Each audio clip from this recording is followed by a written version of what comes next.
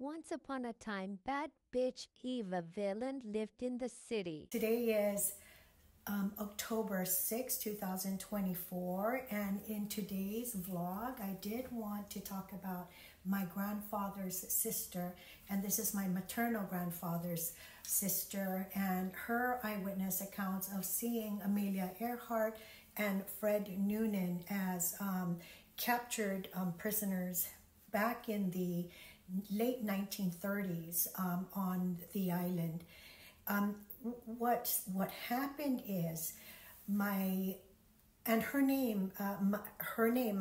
name is Josephine Blanco Akiyama, and her eyewitness account is documented as an interview in the Smithsonian, National Geographic, and numerous print publications, a variety of media for years. And that's my favorite saying. This is my favorite thing to say, is for years and years and years. But I'm going to say it for years and years and years. My aunt, we call her Nanfina because her name is Josephine. But we call her Nanfina. So for years, Nanfina has spoken about her eyewitness accounts of seeing Amelia Earhart on the island. But not just Nanfina. There are several other local islanders that have eyewitness accounts of Amelia Earhart and Fred Noonan on the island, and numerous other U.S. military personnel. Numerous other accounts by U.S. military personnel. They're not local islanders that vouch for the accuracy of Amelia Earhart and Fred Noonan having been held as prisoners on the island and eventually meeting their demise or their deaths on that same island. What happened is my aunt has always told her story, shared her story. She never sought money. She never sought fame. Her intention was never to seek fame for it. But eventually she is now a legacy, part of a legacy of Amelia Earhart. And she will remain a legacy until Amelia Earhart's remains, her plane, is found. Her legacy and of her eyewitness account will remain until it is finally disproven or discounted. There's something about them. There are two people that I know. One is David Sablon, who was just a young boy, and his accounts of Amelia Earhart and Fred Noonan, his encounter with Amelia Earhart and Fred Noonan on the island, and my aunt. There are numerous others, but I don't know those people. These two that I'm talking about, they are, for me, they are not the type that lie. They're not. I sincerely do not think they are lying or making this up. There's if you listen to the interview of her on the Smithsonian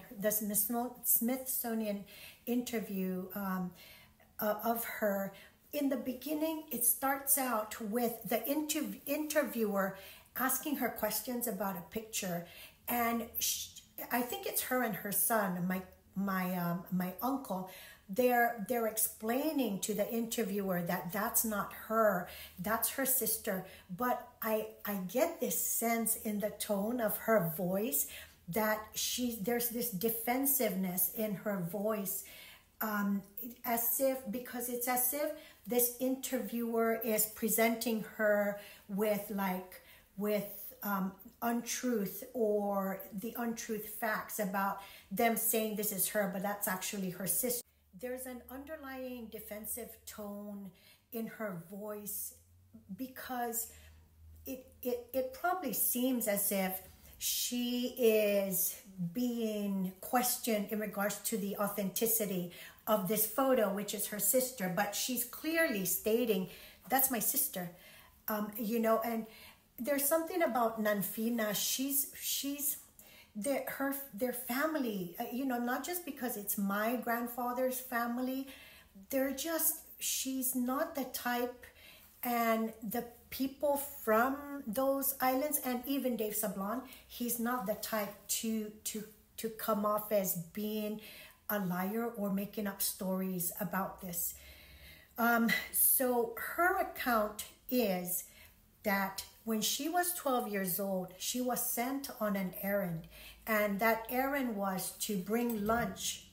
She is sent on an errand by her sister and to bring lunch to her sister's husband, and she's a 12-year-old girl. So she sets off on her bicycle to bring lunch over, and it's at this Japanese, I feel like I have a lint here, and it's this Japanese military compound. And what she says is she overhears there's like a ruckus going on and a commotion, chaos or something like that. And what she hears, and they're speaking in Japanese, and she understands and speaks Japanese. What she says she hears are them saying that they have captured a female woman, U.S., and she sees this woman, and this woman has short hair, and she's wearing men's clothes, which to her, this 12-year-old living on this very tiny remote island, the size of like a needle pinprick on the globe, she's baffled by this, because no one sees women with short hair cut like a man's wearing men's clothes. So she eventually goes home and tells her mom, my great-grandmother, what she sees, and my great-grandmother tells her not to tell anyone about it, because they could, you know, to not talk about it. And she never does until she eventually shares her story to a dentist, an American, works as a dental assistant for I think the government, it might have been that time. After, of course, the U.S., you know, won the war, she eventually works at a dental office as a dental assistant, and she finally shares her story with the American dentist, and that's where it never stopped. She never stopped sharing her story. She never sought fame or money for it. You don't have that mentality you don't have that fame mentality. You have to understand this island. This is a tiny island, very remote. You're as an islander, you kind of have a very, you're not aware of those type of things. You're not aware of fame as much as we're aware of it now. But back in the 1940s, you're on that tiny island, you're not aware of fame as much as, you know, fame is just a very remote thing for you to think of when you're on a tiny island that's remote. So anyway, going back to the story, what happened is back in 2019 or recently, fairly recently, it might have been Nat Geo or something, but someone had come across a picture of a harbor back in the Marshall Islands, and it's a very old picture. And in that picture, supposedly they were saying that you can see Amelia Earhart and another man